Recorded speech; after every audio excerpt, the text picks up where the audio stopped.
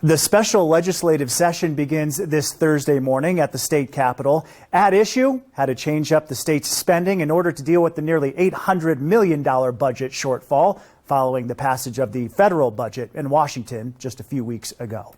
There's a lot at stake here and a lot to consider. Lots of details and, of course, lots of dollar signs. So Kyle Dyer turned to the self-described policy wonk on the Colorado Inside Out team for her thoughts on what awaits later this week. This is Marianne Goodland, a familiar face in Colorado Inside Out. You write for the Colorado Politics, Springs, and Denver Gazettes. But let everyone know just how long you've been a legislative reporter.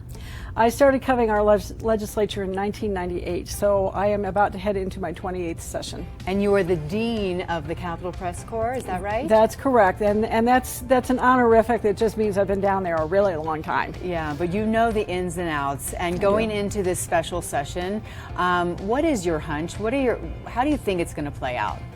I think it's going to be contentious.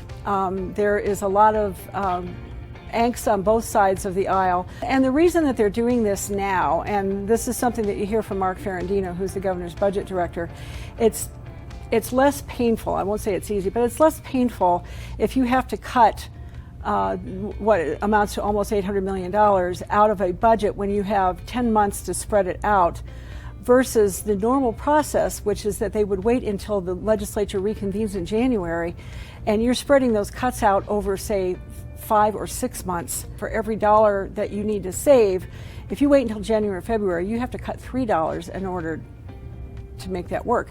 So, this is going to be hard for state agencies, and it may be even hard for the public if you start to see changes in state services because of the hiring freeze and because of programs that are going to be cut. They cut programs in this budget that they passed back in April. They're going to be cutting more, because the thing you have to realize, these budget cuts aren't temporary. They're permanent unless the state comes up with a different way of funding services. Well, thank you for explaining it to all the rest of us. It's a huge asset. You're a huge asset to Colorado. Thank you so much, and good luck. Thank in you. the special session in August in the Capitol building with no air conditioning. Yes, that is one of the things they're not spending money on is air conditioning the building. Well, hang in there. Thank you.